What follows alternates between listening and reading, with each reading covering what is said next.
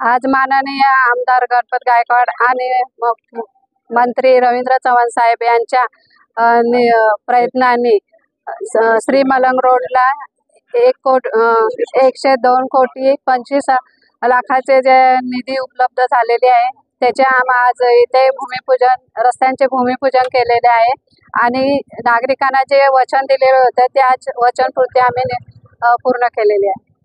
आणि या श्री मलंगर परिसरामध्ये 102 कोटी 25 लाखाचा निधी देऊन आज भूमिपूजन होत आहे, काय सांगा?